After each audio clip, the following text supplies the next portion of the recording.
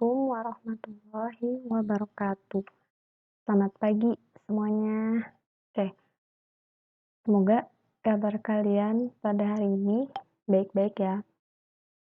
Untuk memulai mata pelajaran hari ini, mata pelajaran matematika, alangkah lebih baik kita berdoa sesuai dengan kepercayaan masing-masing agar kegiatan pembelajaran pada hari ini dapat berjalan dengan lancar.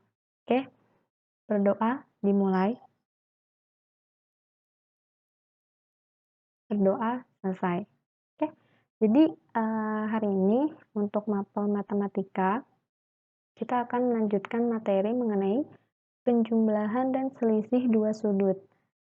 Nah, mengenai penjumlahan dan selisih dua sudut, ini ada kaitannya dengan identitas trigonometri. Ya, jadi ketika kita ingin menjumlahkan atau mengurangi dua sudut, kita pakai rumus identitas trigonometri.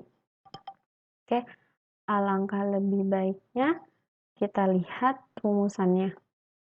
Nah, ini adalah beberapa identitas trigonometri untuk penjumlahan dan selisih dua sudut. Yang pertama, yang ini ya.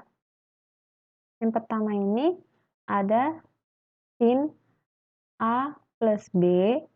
Ini penjumlahan dua sudut ketika dijabarkan menjadi sin A cos B ditambah cos A sin B. Ini artinya dikali ya. Sin A dikali cos B, kemudian ditambah cos A dikali sin B. A sama B-nya tinggal lihat di sini. Oke.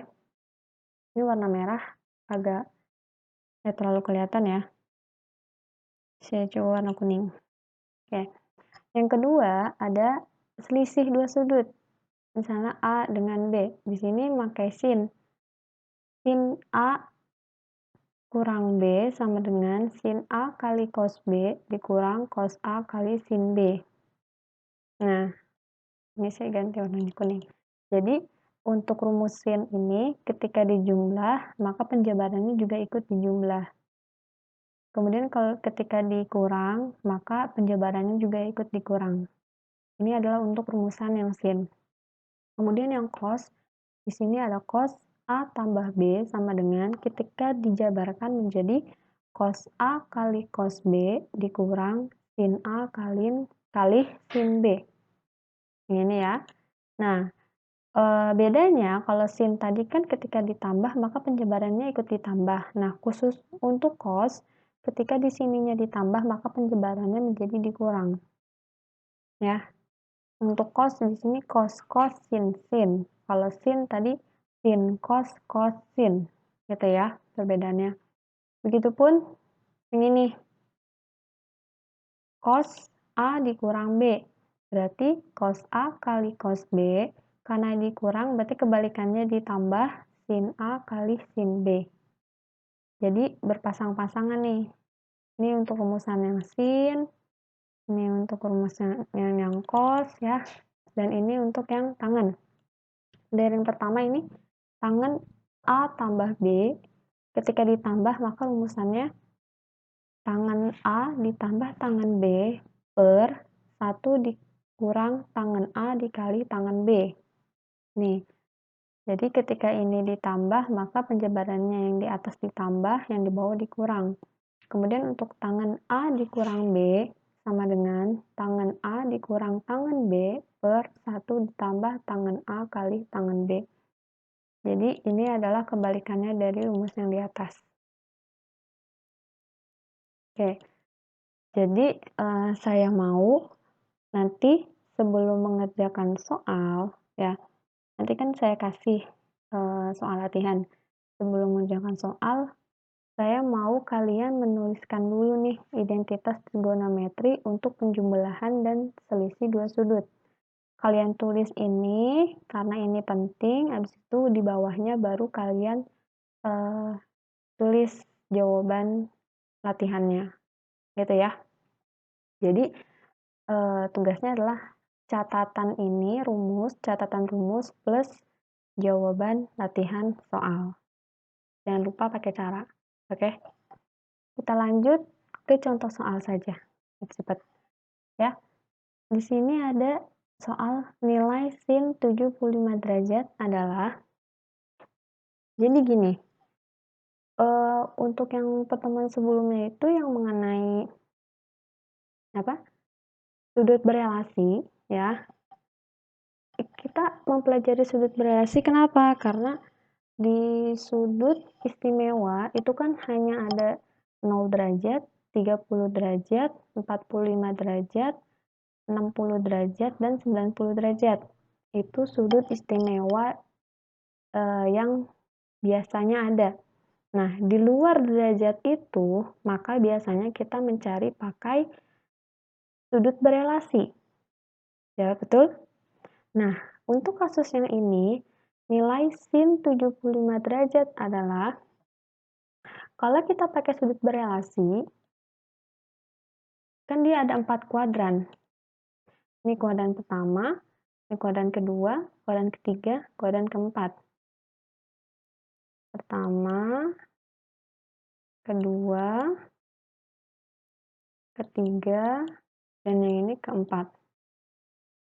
Nah, sin 75 derajat itu kan kurang dari 90. Karena kurang dari 90, maka berada di kuadran 1. Ya, berarti apa? 90 derajat.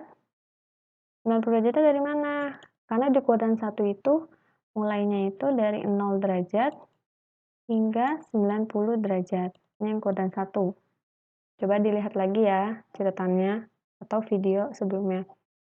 Berarti 90 derajat dikurangin sudut yang diketahui, 75. Nah, berapa 90 kurang 75? Hasilnya adalah 15 derajat. Nah, pertanyaannya, apakah 15 derajat ini ada di sudut istimewa? 15 derajat ini nggak ada kan di sudut istimewa? Karena sudut istimewa itu adanya 0, terus 30, 45,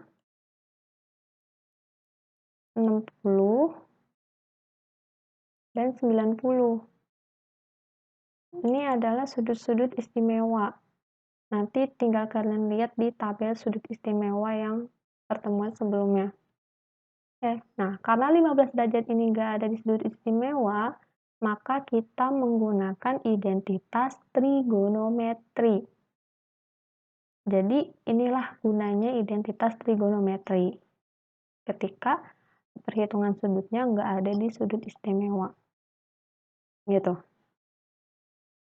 Nah, ini saya hapus dulu ya.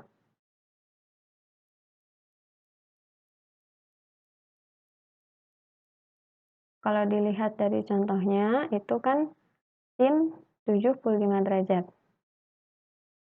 Karena kita menggunakan identitas trigonometri untuk penjumlahan dan pengurangan, maka 75 derajat ini bisa kita selidiki.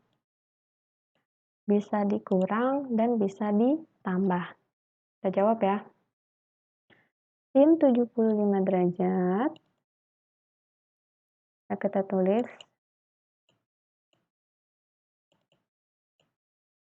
Nah, sin 75 derajat, 75 derajat ini kita pecah. Ini tetap sin. 75 derajatnya ini kita pencar atau kita pecah. Yang salah satu sudut, yang kedua sudutnya merupakan sudut istimewa. Saya tulis lagi sini sudut istimewa ada 0, ada 30.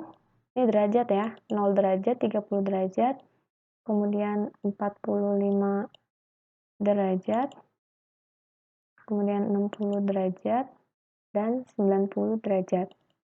Nah, di antara besar-besar sudut ini, mana yang ketika dijumlahkan hasilnya 75? Angka berapa dan berapa kira-kira? Ternyata kita bisa pilih 45 dan 30. 45 derajat ditambah 30 derajat, hasilnya 75 derajat. Berarti kita bisa pakai kedua sudut ini. Berarti sin 45 derajat ditambah sin 30 derajat, ya. Jadi sin 75 derajat itu sama aja dengan sin 45 tambah 30. 45 tambah 30 hasilnya adalah 75. Jadi harus sama. Setelah kayak gini, kita masukkan rumus yang tadi. Rumus yang tadi apa untuk yang penjumlahan? Sin A plus B. Kenapa kita makainya sin A plus B? Karena di sininya penjumlahan. Ini anggaplah si A. Yang ini anggaplah si B. Gitu ya. Nah, sin A plus B tadi rumusnya apa? Rumusnya adalah sin A kali cos B ditambah cos A kali sin B. Nah, ini rumusnya. Oke, kita masukkan nih yang pertama sin A. Berarti di sini sin A-nya adalah 45 derajat. Berarti sin 45 derajat dikali dengan cos B. Cos B. B-nya adalah 30 derajat.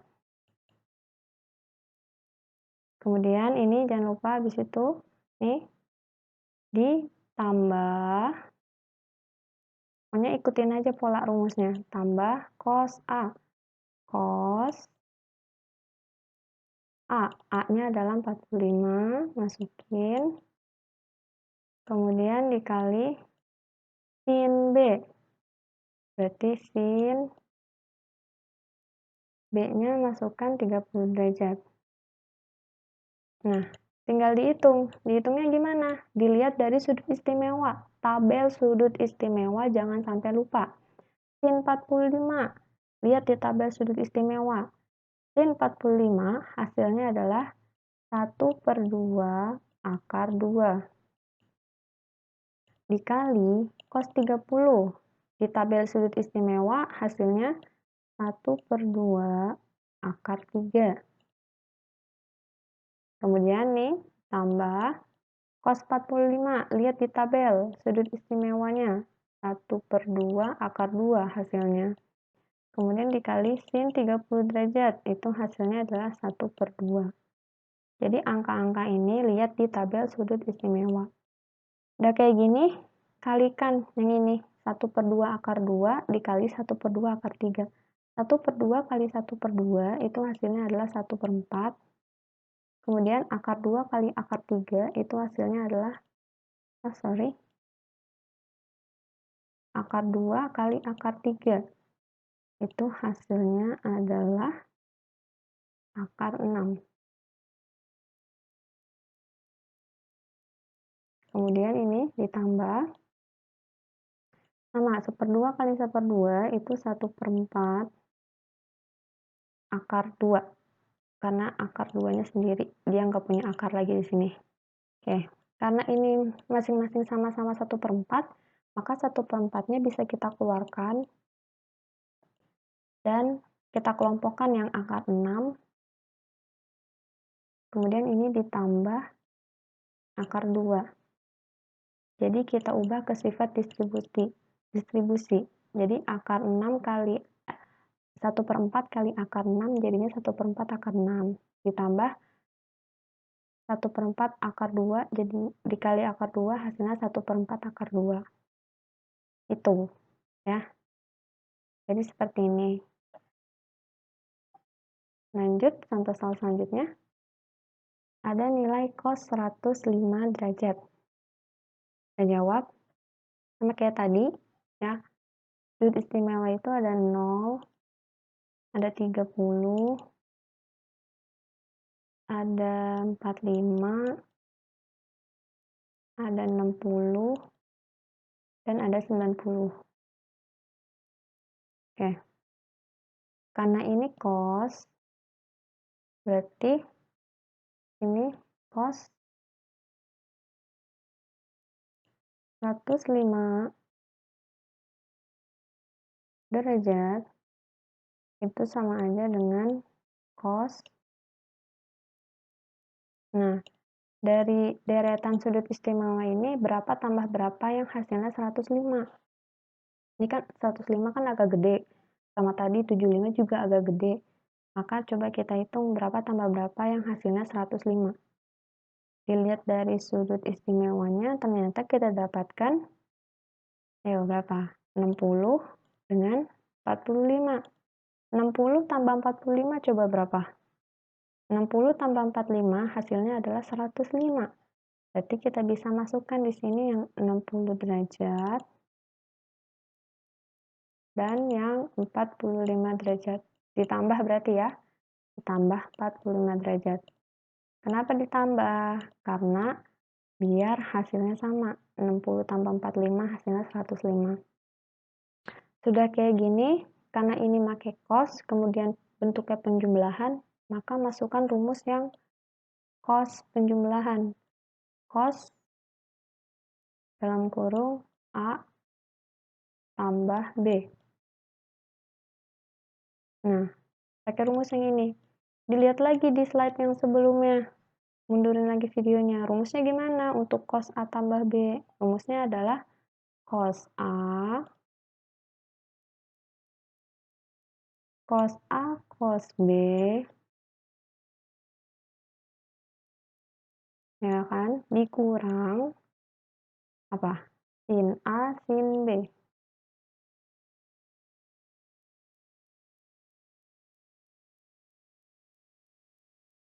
Nah, ini rumusnya.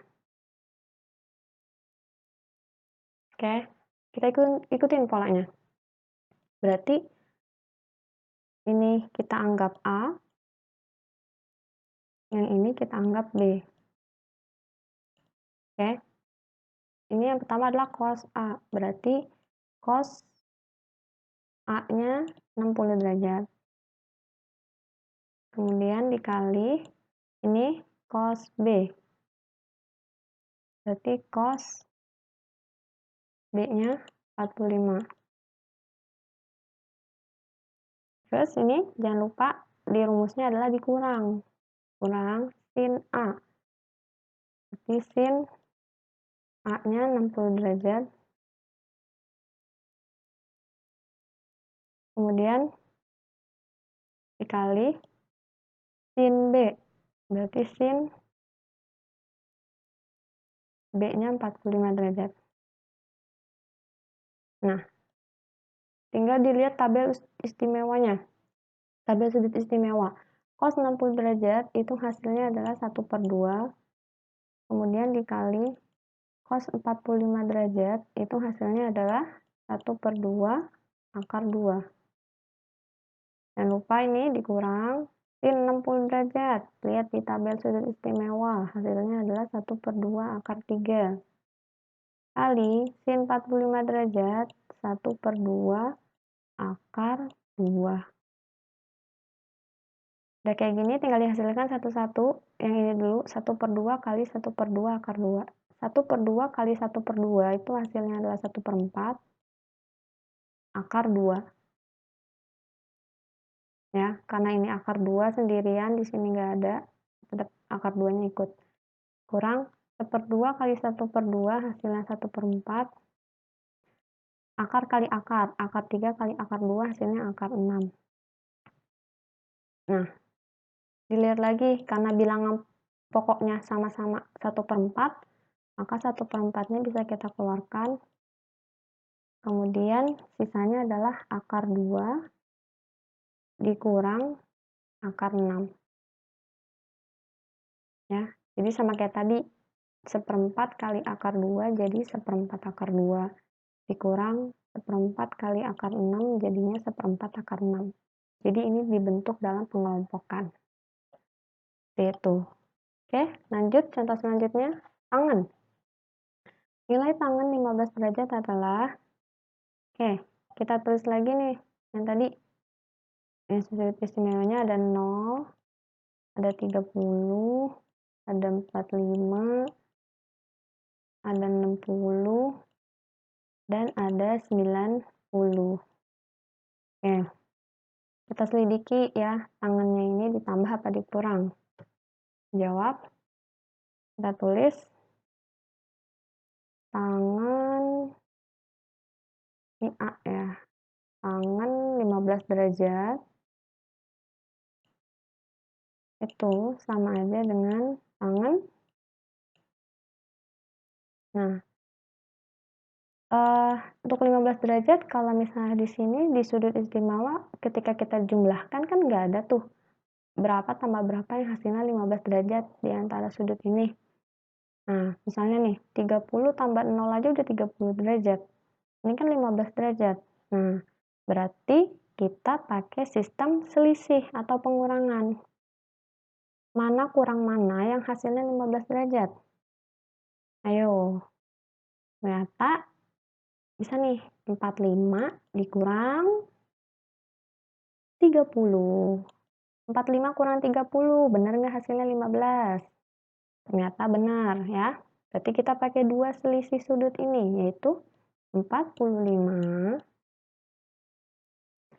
derajat dikurangin 30 derajat.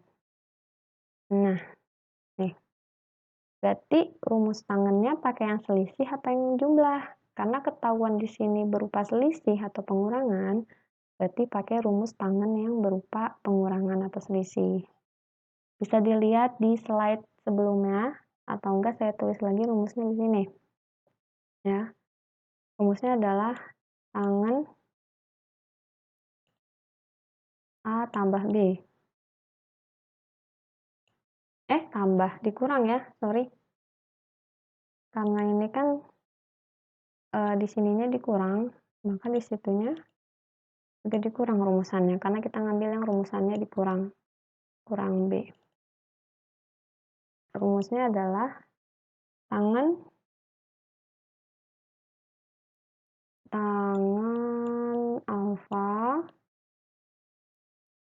alfa, alfa, maksudnya tangan A, saya keingetannya alfa ya, tangan A dikurang tangan B.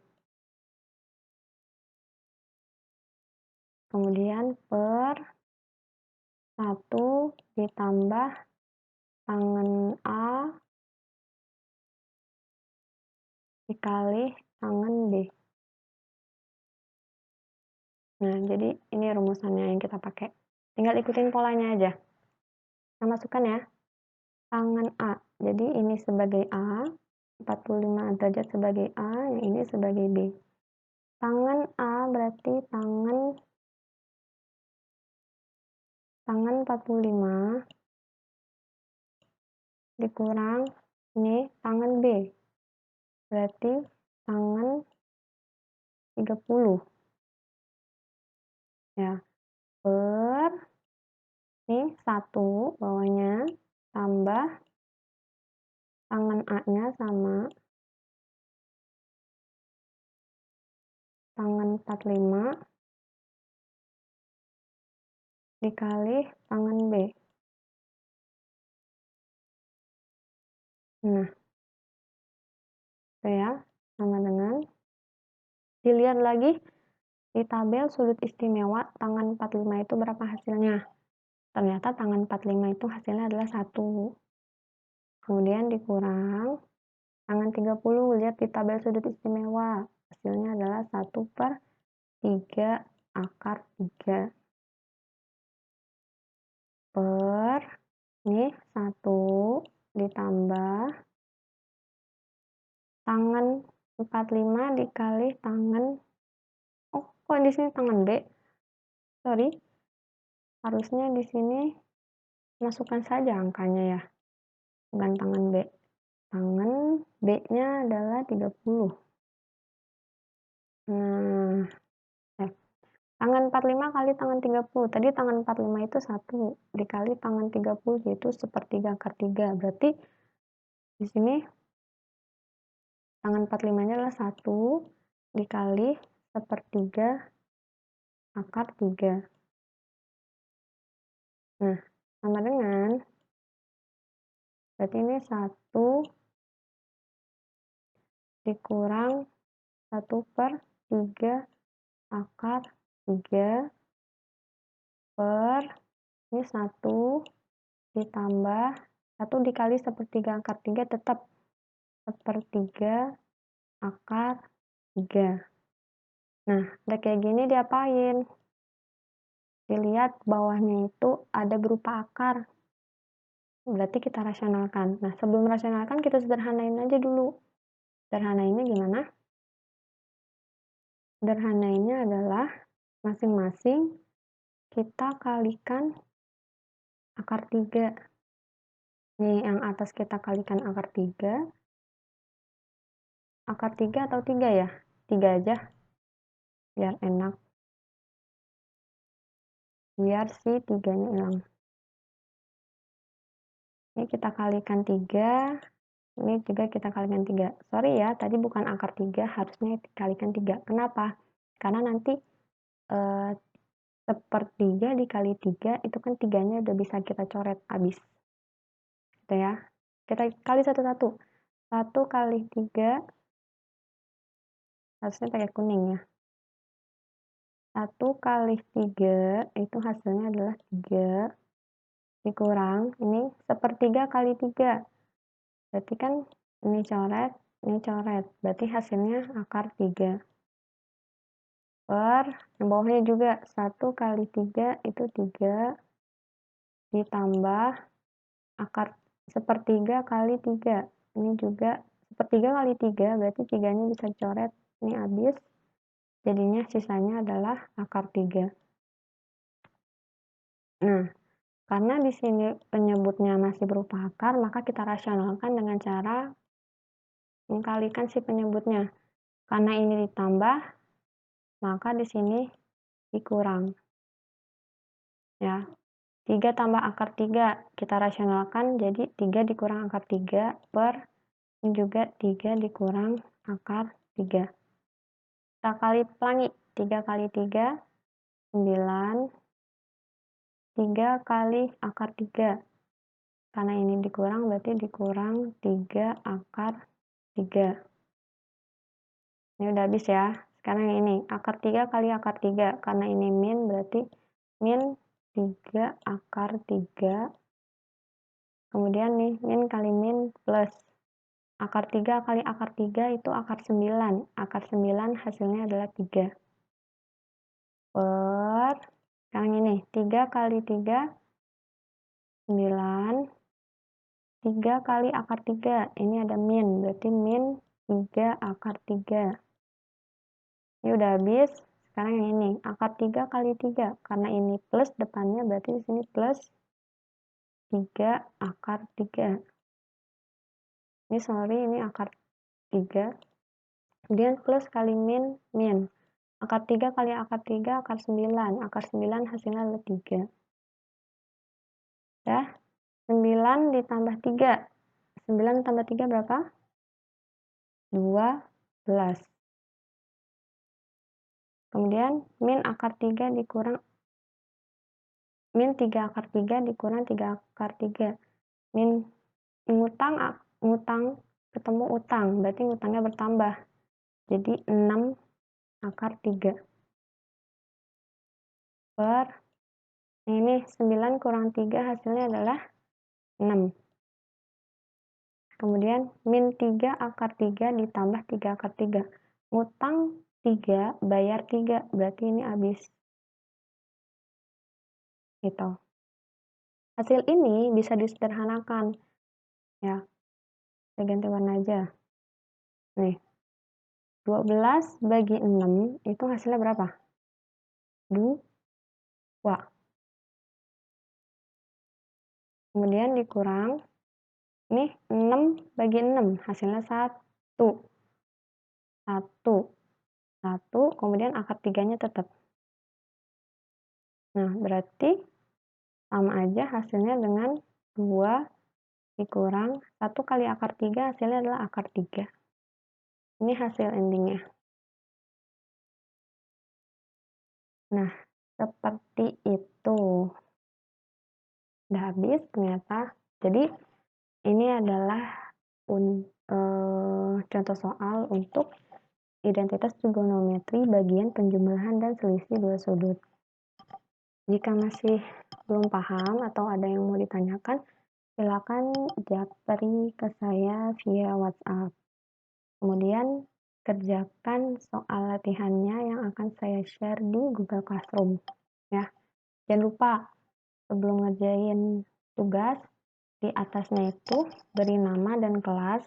Setelah beri nama dan kelas, kemudian kalian catat rumus yang tadi, identitas trigonometri untuk penjumlahan dan selisih dua sudut. Habis nulis rumusnya, baru kalian kerjakan soalnya.